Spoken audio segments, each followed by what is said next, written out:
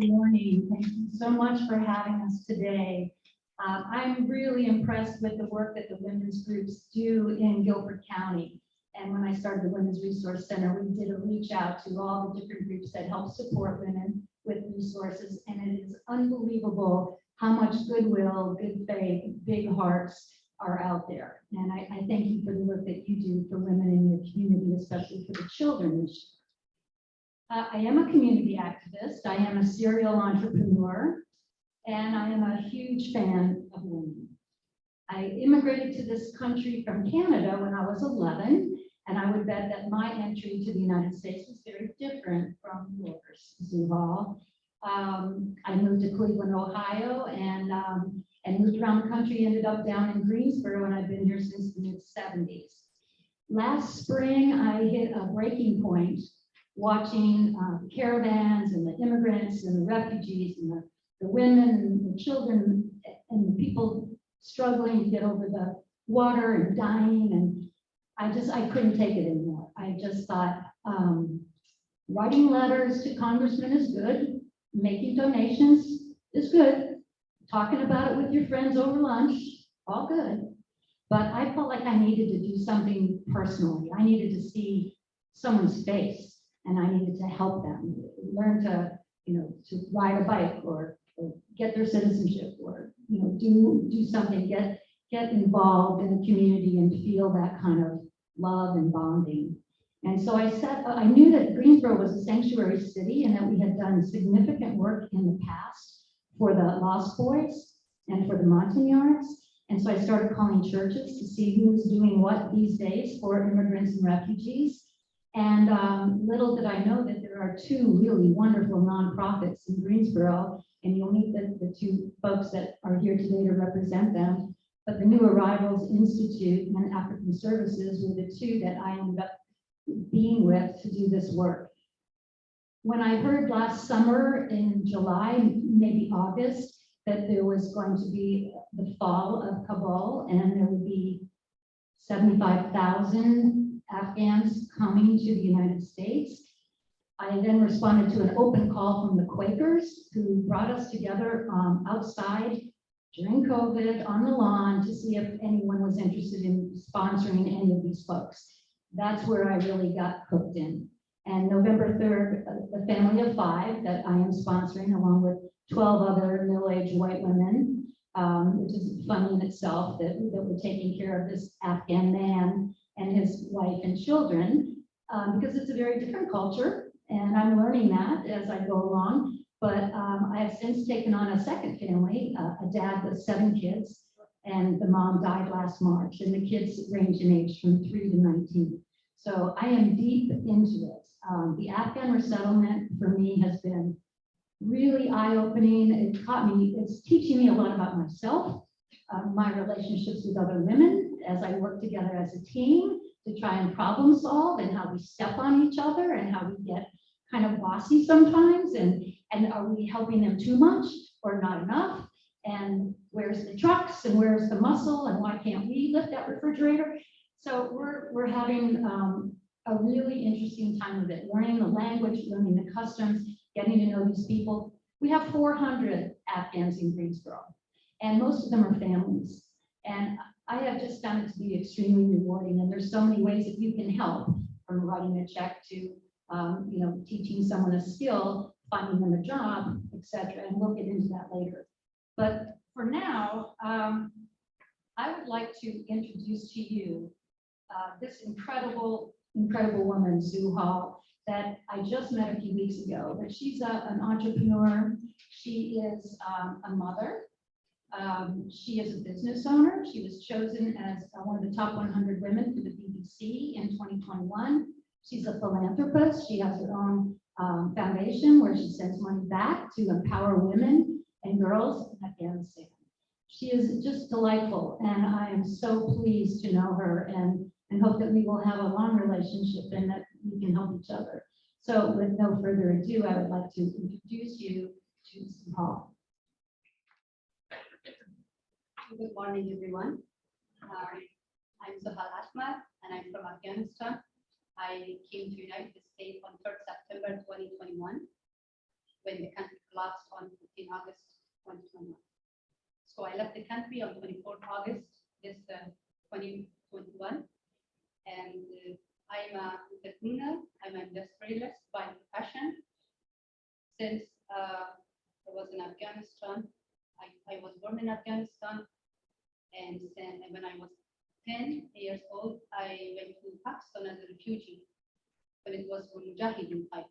So I spent my adult age in Pakistan as a refugee. When the United States government came to Afghanistan in 2001, there was a very big hope for everyone. So the country structure has totally changed. A very new democratic freedom country, which was a big change in our history. And everyone has appreciated, starting from the human rights to the women rights, children's rights, and developing of my country, exploring of my country to the new infrastructure. And every part of my country was in a developing state, and it was flying. And everything has been changed to digital system from a very basic manual system in the history of Afghanistan. So the US government has invested a lot in my country, and we have learned many things, especially an impression of the US government in my life was a change that first I started to work with USAID project as a consultant. Later on, seeing the opportunities, I started my work for the US Army, my logistic company, services company, and I was providing waste management services and recycling services for almost 5 years. So it was basically the military troops was there, and they were not going outside their military bases. So we were doing the supply and services to me and my team, which was a combination of like men and women at this team. Later on in 2016, I came up with an initiative, an idea, and I have submitted the concept to the USAID. They helped me with the contribution of the fund, and I installed the first recycling manufacturing company. So it was basically a waste paper recycling factory, which was doing more of a job creation for women, focusing especially the people who are unskilled labor on daily wages, and women who were in that job for a long time. They were working with us. There, you can see on this PowerPoint most of my achievement of appreciation by the Army to my logistic company, which was almost 2014. So this year was the time that my business was growing, and I was very happy. Basically, we would like to mention that every woman back in Afghanistan had the opportunities in every sector, not only private sector, that they have an increase in their life and in their career. And they were very hopeful for the upcoming years. But unfortunately, the collapse of the country on August 2021 has put everyone behind. The infrastructure of the country and the education, no work, no job for women. Afghan women at this point are suffering. They are isolated inside house. No one has the right to go outside. The whole achievement has gone to a 0 point now. They have no future. We Afghan women or families who has left on evacuation flights was a tragedy. This journey was not a normal journey for a person. A refugee person experiences a trauma when they leave their country without no plan. For me especially, I have traveled more than 24 countries, and this journey was a trauma. It was a tragedy. I just left everything behind. I couldn't see what's happening behind. And it wasn't easy. You can't imagine how things collapsed and how hopeful we were. We had a hope. We didn't know things are collapsing on that morning. You just wake up and someone tells you your country collapsed. And what made people to just fly on that evacuation flight, you could see on news that people prefer the people preferred to die, but they didn't want the new regime. They preferred to hang itself on the wing of the aircraft, but they were not prepared to stay in Afghanistan. And it wasn't easy to get on those evacuation flights because people had a big crowd on the airport gates and military gates. It was a crowd of almost 10,000 people. Many children died on that day. Many women died because there was a rush on those gates. Everyone wanted to get out of the country. You can't imagine, not the capital, Kabul. People have came from provinces. They wanted to get on those flights, and it wasn't easy. It was a very bad trauma. So the people now in here, sorry, you can see on this PowerPoint as well. They are the times that you can see my photo with children. This is where my recycling factory is located in Kabul. And you see women in this photo and people on the street. This is currently my charity foundation is supporting them back in Afghanistan. So they are the people you can see, they don't have $1 income in the whole day. There is no one to even, if they are begging on the street, there is no one to give them $1 charity if they are sitting on the street because the economy is totally down nowadays and there is no work, there is no income for a family. You can see on this picture, it's me on the 16th August when I have tried to get into the airport gate and suddenly the shooting started, which was a fear. And I just hid myself behind a car with my son. And the one picture, you see people, they were inside that septic kind of place that they were trying to get inside the airport. And families, even there was a pregnant woman, she was pregnant 9 months, and she went inside this water to get, she asked the military person to get me inside the airport. So this was a fear, this was a trauma to a person that she prepared to go to the airport being 9 months pregnant, but she was not preparing to stay. So it was shown to the world that people of Afghanistan is welcoming people, they are friendly people. They are not what you see on media. And our people are very welcoming people. We have a very good relation with United States. 23 years is a very long-term relation when the United States people were there, not the military, the civilians, the people who supported our women in every part there. They were so patient, they were so advising. On every part, they were helping us. We have learned a lot. But the people now who are refugees here, most of them are the people that came from a very remote area of Afghanistan. They don't know the language and they are not they're not familiar with the culture. They have not even traveled to the city where I am from. For them, it's not easy to adjust. They don't know the language. Maybe there is a family who never see a car, who never see a road, who never see a mobile, a laptop. She has never been in technology, her children, her husband, herself. But because of the fear, they just left the country. We need help for them. In this country, now they are in a very advanced country that everything is very digitalized. With the bank card, you can do everything from your home.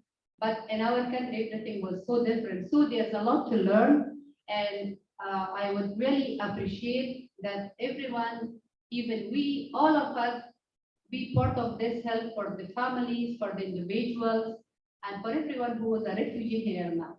Can you talk a little bit about what it was like to come to Greensboro? Yes, when I came to America, we landed in Philadelphia airport, and then we went to New Jersey military base. So at the military base, first thing, I found a very nice friend whose name is Tamanna. She is my friend, and we became a friend in the refugee camp, which was a very different experience being in a refugee camp, my first time experience. And then they assigned me with my son and Tamanna to Greensboro. So I haven't heard this name, but I heard North Carolina. And my families or used ties for me, they all lived in California and Washington, D.C. for almost 40 years since it collapsed in Mujahideen time. So we were planning to go there, and I was really wanted to go there, but they assigned me to go to North Carolina, which was very strange for me. I said, where I'm going, why I'm going to North Carolina? I heard different things from people, and I was inside the refugee camp. I said, no, I don't want to go to North Carolina. Where should people? So we were hearing something different about North Carolina. I was so scared. So I canceled my plan. I said, I'm not going. I was supposed to come on 1st November. But finally, they said, no, you should go because you are assigned to. And it's a military visit, it's a military action. You cannot say, no, you have to leave. So on 15 November, I came with my son to Greensboro. So the first night I came, I met a remarkable person at the airport who welcomed me with the case manager, and her name is Vicky.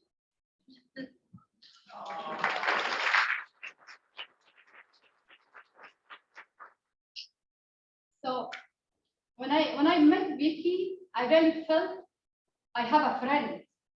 The way she was welcoming, because I left everyone behind and it wasn't easy. I was feeling homesick, and I said, where I am? It was nighttime, 10 o'clock. And then she says, I'm a volunteer and I'm just helping you, but your case manager is Miss Ona. So I just came to the apartment they provided, and everything was nice. Being in your own place, kind of 2 months I spent in a refugee camp, I felt so home-like because of different things, and you have more freedom. Then in the morning, I took a bath and I took my son to McDonald's. I said, let's go for something, because my son was always interested to go. And we enjoyed our time that day. So after 18 November, still I was a little confused and said, I'm not planning to stay in Greensboro. It looks so strange for me. I wasn't planning really. But being like part of gathering, me and Vicky went to Cindy's home, and we went to another woman gathering. I saw women around me. I saw them that how welcome they are. And it made a very big impression on me. Trust me, I was so impressed. And on that night, I sent one email to the settlement agency and to Vicky. I said, no, I'm gonna stay in Greensboro. It was a decision for me. So starting every point of your life in a new country like United States is not easy, and you need help and support, especially the new arrival in institute. We have Lynn Thompson, who is very hard working for every individual, and she helped me as well. Everyone made a part of helping to me, especially to other refugees here, and I could see how helpful they were. We didn't know what's a sponsor. We didn't know anything, and we didn't know who was volunteer, but things were coming to us. Every woman was coming to us, asking us for what you need, what help you need. Things are so difficult for people because they don't know when you come to Greensboro what you should do, especially the logistics, the transportation is a big concern, because in our country it's very usual, like you go to the street, you get a taxi, you get a bus, you travel somewhere. Hey, you don't know the language, there's not much availability of a taxi. It's not easy, like transportation and logistics, especially if you don't know the language. You don't read the sign, you are lost. And there, you should have a person to guide you what to do and how to follow things. And I could see from my apartment that sponsors were coming and helping children, families, get them in their car, taking them to the new arrival institute. And these are the things that they were making it possible. Otherwise, the family were stuck in their house and they couldn't make things happen, or they couldn't access somewhere. But thank you so much for today, and thank you so much for having me here and inviting me to this gathering. And today was a very, very beautiful day in my life. After I came here, things has collapsed, and I was so hopeless that we will not be back to Afghanistan for a long time. But I'm very happy that I have such women like all of you that make a big part in my life, and I'm very happy that I can be alive, and I can start a new life among all of you and could be part of all of you. Thank you so much. Thank you for your rapt attention, and isn't her English so good? Once you get into the cadence of it, I'm learning Dari, so it's very exciting. Before we move on, and we will give you a list of ways to help before we wrap up today, but I want to introduce Vicki Datani, who works at African Services Coalition. She's the person in charge of finding sponsors in Greensboro. For 50 families already, we have sponsor teams, and that's great. I'm on 2 teams. But there are still a dozen or so sponsor or families that are sitting, waiting for a sponsor, waiting for an apartment or a home. They're in a temporary housing, and they're just out there waiting. So if anybody thinks about getting together to have a sponsored team, Vicki would be the one to talk to. I'd like her to come up here for a minute and just chat with you a little bit about her history and what she does for this nonprofit. Good morning. Thank you so much for this opportunity. It's really an honor to be here, and it's moreover an honor to just talk about refugees in general. They have been welcomed in Greensboro, and I've been fortunate enough to be part of that for probably the last almost 28 years. In 1992, I had the privilege of housing a single woman with a child from Haiti, and my 3 oldest daughters are Haitian. So they were the interpreter at the airport. Little did I know, instead of going to the apartment, they would be coming home with us. So that's when my story began. And I worked for Lutheran Family Services. They recruited me at that time to work on their staff, and I worked in co-sponsorship development. I worked until the doors closed at Lutheran Family Services until 2010. Then I took a break and worked with vulnerable youth in Greensboro, reuniting them with birth family after I helped my children reunite with their birth family. And then we found out about the evacuation of Kabul, and that it was going to be a lot of people coming to Greensboro. And so I accepted a recruitment from African Services Coalition to come in and play that role in co-sponsorship development. I had a ton of groundwork that was already done. As Susan mentioned, we had a meeting at New Garden Friends meeting out on the lawn, and like 195 people showed up on one morning. And people stood up to be able to do co-sponsorship. The part that I love the most about co-sponsorship development is that it's an opportunity for people to meet newcomers and hold their hand and help and welcome them to acculturation, to a new life here, and a new beginning. And the differences I see between the people that have co-sponsors and the people that don't is great. The people that have co-sponsors thrive. They learn new things quickly. They are open and welcome to change, where somebody that doesn't have a co-sponsor is just really lost and stays in that position for some time. So right now we have probably about 10 families that are in temporary housing waiting for apartments. And some of that includes single men, about 5 different apartments that are set up that just need a friend, that need someone to come alongside them, hold their hand, have tea with them, go to the park, go to a baseball game, transportation, but really it's just reaching out and being a friend. So that's really the commitment that we're looking for. It, of course, leads into several other different things, but it happens organically. We don't want people to feel pressure. We don't want people to feel pushed, but to just come in with a welcome heart and ready to learn and do something. I was asked to be very specific about what that entailed. We are at the point where we have people that have teams that are not enough people. So right now what we're doing is welcoming people to join a team, to get their feet wet and join another team that's already established. And then you can decide if this is what you want to do. And most of the time, once somebody meets a family, it's on. That's all I can say, is that they find their own way in what they would like to do to help with the family. Some people want to work with the little kids.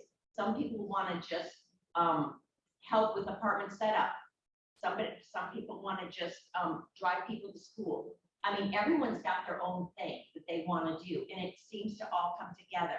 And what I like to do is pair people with somebody who's on the ground running, a co-sponsor that's already established, and then they can be the mentor to that new person or welcome them to their team. That's what really, the teamwork is the dream work. And that's really the model that we work with our co-sponsorship teams.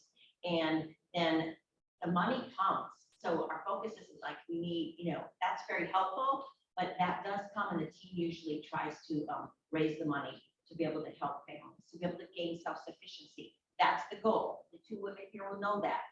The goal is self-sufficiency. And a lot of families, their goal is within 120 days. If I went to another country, I can't imagine raising my kids and gaining self-sufficiency in 120 days.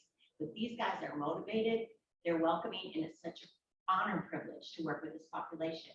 I'm available for questions at any time. I answer my phone, I answer my emails, text messages, and I know you provided that contact information, but I also have a partner named Jamie St. George, who also works with me. She's part-time, but we officed together 15 years ago, and now we're back working together again in the same field. So I just want to say thank you for being here, and it's just such an honor to work with this population. Thank you. We're going to build a shrine for Vicki at some point, because she's amazing. She's up early and up late and on it all every day, fielding all these issues that come at her. I don't know how you do it. I know you're 62. I know that you've got way more energy than I've ever had. Pardon? Age is a number. That's right. Age is a number. I would like to bring up Lynn Thompson from the New Arrivals Institute, which is a small nonprofit located on West Market Street inside of Peace Church. I didn't know anything about this group or African Services, even though I opened the Women's Resource Center. I should have known about it, but this is my first rodeo with refugees and immigrants. And so lo and behold, I find this amazing little nonprofit where there's 150 Afghans coming every day from 9:30 to 12:30 to learn English and to be seen by a doctor and to have free childcare and to learn how to get your citizenship and to learn how to drive. And all these things are going on inside this nonprofit. And Lynn was one of the founders 15 years ago. So she'd like to speak to you a little bit about her journey and what they have to offer to the refugees in Greensboro. Really, thank you so much for giving all of us the opportunity to talk about this thing that we really love talking about, which is refugee resettlement. And Vicki and I have worked together for a long time. It's just kind of like a family. 24 years ago, Lutheran Family Services was the primary resettlement agency in Greensboro. And I'm going to guess that many of you know Lutheran Family Services, that name is very familiar to you because they were very prominent in Greensboro until 2010, as Vicki mentioned. At that time, Lutheran Family Services staff member Cindy Canule realized, maybe with some other staff at that time, but especially Cindy realized that the newly arrived refugee mothers were not coming to learn English or attend acculturation classes. And she had this idea of, and the reason is because they were staying home with their young children. And this was kind of a problem. It was a big problem because it's really important for newly arrived refugees to learn the language of the country that they're in and to become acculturated. And so she had this idea, and she went to GTCC and said, would you teach a class, because they don't provide childcare, would you teach a class in this church and we'll provide free childcare? And so 24 years ago, that is how the program that New Arrivals Institute is now started, from that beginning. And that core value of empowering women is still a core value of New Arrivals Institute.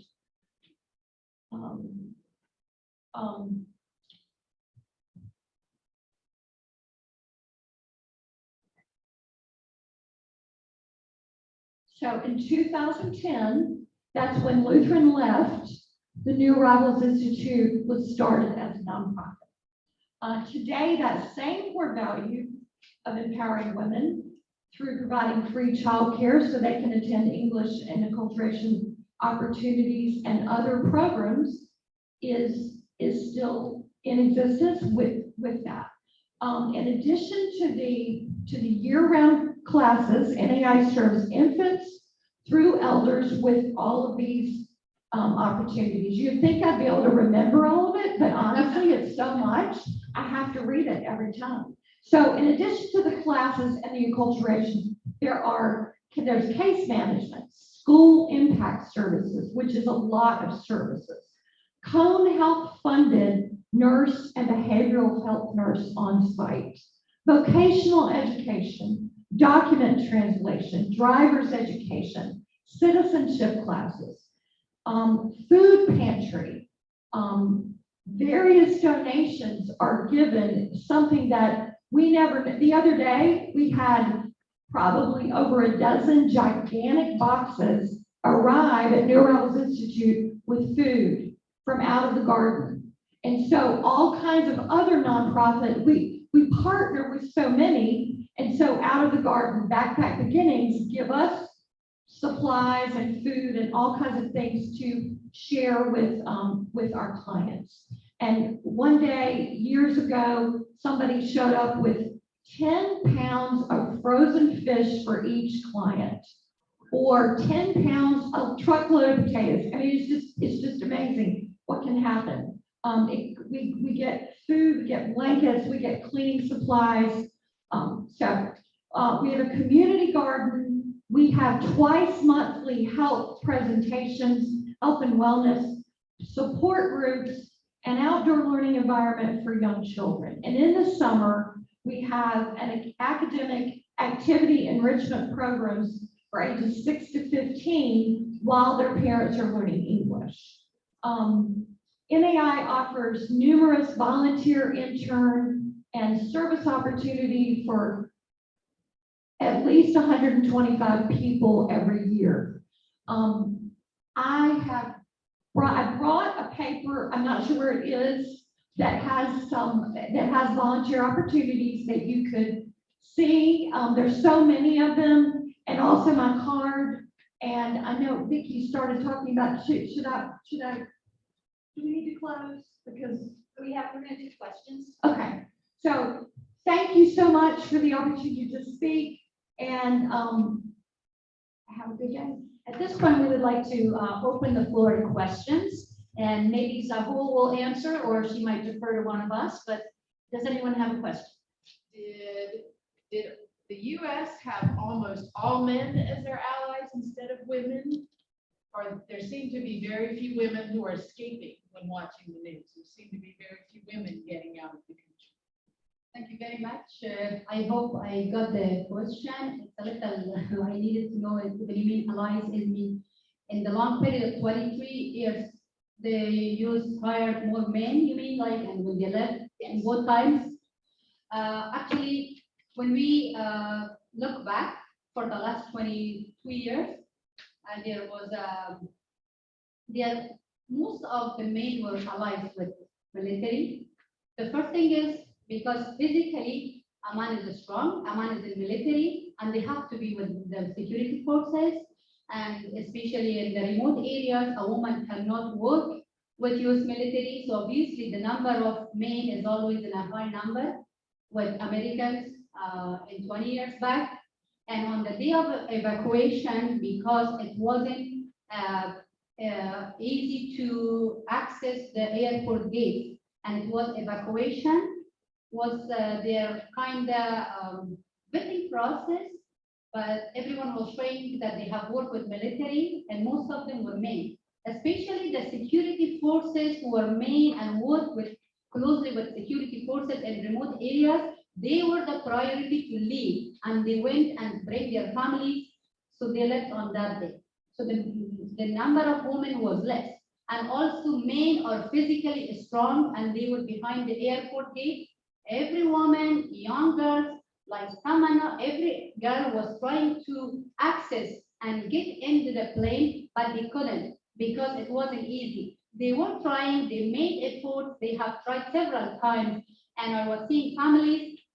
For example, there were families with children. So when they were going to the crowd, they were scared and they went back home because they were scared. They will be under the feet when the crowd is suddenly starting to jump into the airport gate. So of course, the number of men will be more than 50%, and there's a low number of women. And even in Greensboro, we can see more single men coming. And like when you see the number, the percentage, like you can see here maybe 4 or 5 single women, but single men are in a big number. So in every part, when you go and see, the number of men are high.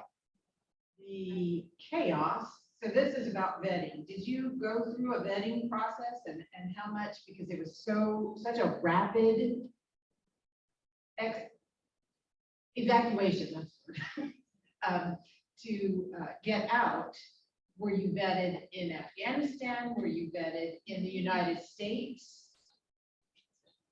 I took on all these questions for me. Actually, this evacuation by military forces was a new approach, first time in Afghanistan. It wasn't easy to plan it by military forces or by the refugees. There was a slight vetting process that they were seeing who you work with. So the priority was the people who work with military.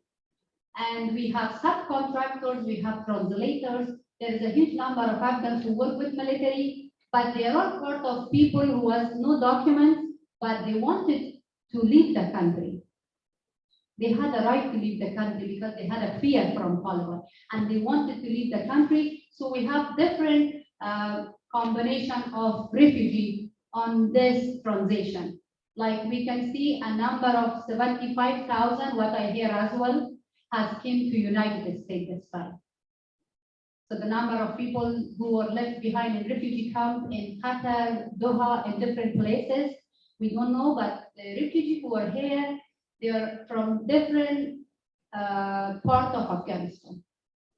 Well, I think Lynn would like to add to that.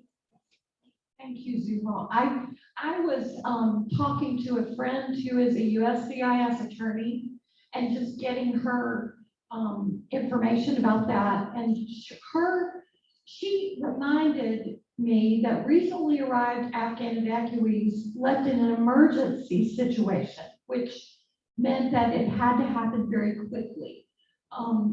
However, they are getting all the necessary vetting, both, first of all, before they even worked with the military or paramilitary organizations that Zuhal mentioned, they would have been vetted. And then they also had vetting in the military camps in the United States. And then actually will continue to be vetted just like any asylum seeker. And asylum seekers have been coming to the United States, obviously, for years and years. They present themselves and say, I'm here for this reason. Will you accept me? I'm sorry. And then vetting goes on while they're in the United States. So for many, some of the Afghans that arrived really had already been through that, but then a few others are still ongoing. I hope that answers. Looking at the total number of refugees who arrived in the U.S.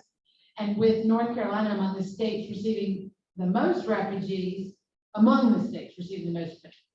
why is it stated that North Carolina is getting 400 refugees? It seems like a very small number when we know so many people are coming. Yeah, it does seem like a small number. Out of 75,000 refugees that came to America, Greensboro, a sanctuary city, got 400. Can I ask you this? Yes, Yes. comment. We have the mission mic here. Come on up to the microphone. It's a little. But it's okay. Hi, my name is Savannah, and I'm also a refugee. And I'm so sorry, my English is not very good. And for this question, like a lot of people, because of this, they are not coming for North Carolina. They have families in another city.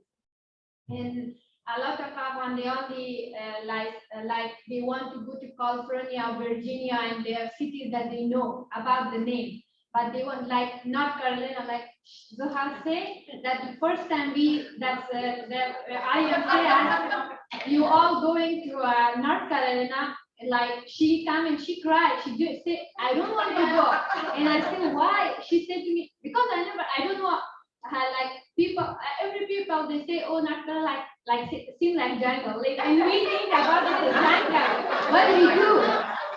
because of this, a lot of people, they don't want to come to another city. They just want like go to California, Virginia, and another city. If you see the California, Virginia, like a lot of people, they go to only this two cities. And then we both of like, it's our, that we also want to go to the California. And maybe, I wish you get your answer. I would like to add something.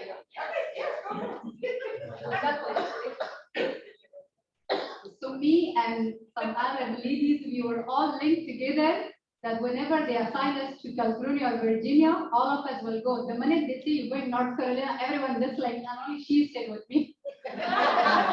Because the problem is not that, because in Afghanistan, California, New York, Virginia, they are very famous names. No Afghan, no refugee been ever in America. So how they can select a city? It is just the names and more Afghans are there. So it's all about the community. And I am sure that if the community is established here for Afghans, you won't believe that every Afghan will move here. Because when I see some families, they say Greensboro is the best place, especially for their family culture and raising their children. They really love Greensboro. Gradually, they are getting used to. Even we have experienced that some families left Greensboro, they went to another state and they are back. You won't believe it. And now I'm very happy because now we understood everything when it's new, it looks difficult for you. But by the passage of time, the people around you make it possible to happen. Thank you.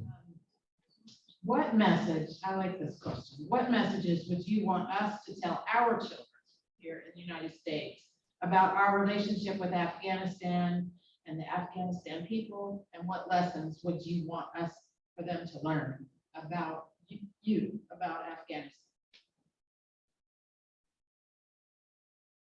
I think you have to tell your children that Afghan people are very welcoming people. Afghan children or American children should be taught that Afghanistan is a land, is a soil of sources of natural beauty, of beautiful people with a very beautiful mindset. Afghan people are not what they hear, what they see on the news, especially nowadays. The world, the children who are exploring Afghans now, they should know more about my country. How the country was 50 years ago. 50 years ago, we had a country. But for the last 50 years, I'm 40 years old. And since I was born up to now, I never felt peace. Everyone is in a search of a comfortable zone in their life. Everyone wants peace. And I have never felt it. I was always escaping a stage to a stage of my life. There was always a change. When I came to here, I told one of my friends that I don't want to buy too much goods or clothing, everything. Because every time I make a home for me, I have to leave. And I don't want to do that. I said, maybe I don't trust even my situation. I said, I don't want to make up a home, things. I will just live the day I have it. Because we have left things every time behind.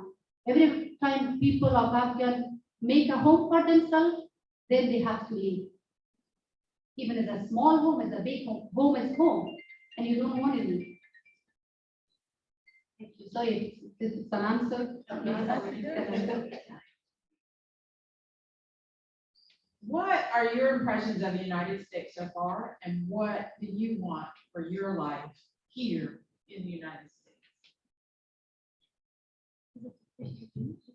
Yeah, you. Okay. For you yourself. For me, the first impression is peace. The peace I have for the last 6 months.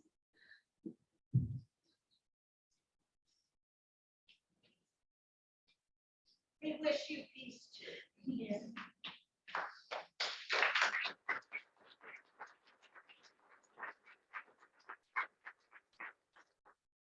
We worked so hard in our country, but we left everything incomplete. This is only peace. We don't want more than that. Everyone wants peace. You just want peace of mind to be somewhere safe, and you can't have it, and it's not easy. Anyone can suffer from this, can imagine more, can be more in my shoes, like to feel how we want peace badly. From the day I came here for the last 6 months, I felt the peace. The night of New Year, people were shooting next to my house just for the happiness. I felt Taliban is there. That night I couldn't sleep. I thought Taliban is there, and again something is started. So people who are refugees here, they need emotional support, they need mental support. Their brains are not still. It has been 6 months. They are not still okay. They are not okay. They are mentally are very upset the way they have lived, the way experience. I was next to the gate in the airport, and one Talib was shooting next to my head, and I beat him on his feet. I said, please don't shoot because my son will lose his hearing. It was a bad shooting. But everyone has accepted that they wanted peace. They say, if I go to America, I just left Afghanistan, I will have peace. So my impression was, the first thing is peace in America. The second thing is, I want to be like one of you as well. I want to have a life here. I want to start at least a life that there will not be a second move for me, and there nobody will tell me after 1 year that there's problem and you have to leave again your home.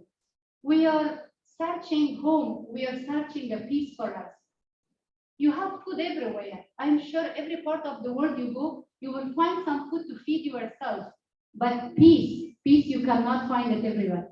You are very lucky, you are very blessed that you have peace. Maybe you have never heard the voice of a gun, you have never seen a tragedy like we have experienced. So for me, the impression was here that I can have a good future, I can make my career again, and my son will have a good future because he is having a medical complex situation. He's under a very good treatment of health services. The doctors are excellent. They pay a lot of attention to my son. So these things are the very good impression for me at the beginning. I didn't go California, but I will go. But I will go one day. So being part of you in Greensboro, I would love to always be part of such gathering. And will bring more Afghan women to see that such beauty of women stay here and we could be part of it. Thank you. I hope that you have a list of the top 10 ways that you could help. You can start as small as you want. The things that are most needed would be affordable housing. So if you have an apartment or a home that you would be willing to discount down to $800 a month, $900 a month, it's almost impossible to find. It's not what you know, but who you know. And that's how we have come upon homes where people of good heart and good intention are happy to do it. One quick question. Are there skills? I know you said they're looking for jobs. Yes. What kind of jobs are they looking for? That would vary. The ones who speak English, of course, are going to be in one section. The ones who don't speak English are doing laboring jobs. My guy is being driven to Witsit every morning and back again at night. He lifts boxes. He doesn't speak English. He's doing physical labor at $15 an hour. If you know of anybody in town that could hire someone with limited English to stock shelves or to work at a car dealership to do behind the scenes kind of work, that would be great. But a lot of our guys are public relations, journalism. They work with the government. They had high-paying jobs. They left businesses and homes behind. They came with no money. I know Tamina, at 18 years old, came by herself. And here she is, left her mother and her father and her brother and her sister behind. I know that you also left a husband and mother and father and children. You know, they just got separated at the gate or wherever, and you know they can never go home as long as the Taliban is in charge. So try to consider yourself being dropped into a place like Saudi Arabia with no money, no car, no job, no family, and trying to figure out your way. There's something that you can all do, whether it's buy a rice cooker or offer up a gently used mattress or take someone to the park with their 5-year-old. You don't have to jump in big, but in my group, we raised $5,000 on GoFundMe. The 15 of us all threw $100 in the pot, and we shot it out to our friends. Within a week, we got to $5,000. We promised our family that we would set them up in an apartment and we would pay that rent, $800 a month, and their utilities for 6 months. And that's what we're gonna do. We're on month 4 right now. So there's lots to be done. You people are all good-hearted, lovely women. I know how passionate you are about women's empowerment, as am I. And I am just really pleased that you allow us to come today and present to you. We also have business cards and handouts. Please take them with you. Remember that Vicky is the touchstone. If you would like to be a sponsor, if you'd like to make your own team, or if you'd like to join another team, whatever you'd like to do, just think it over and follow your heart.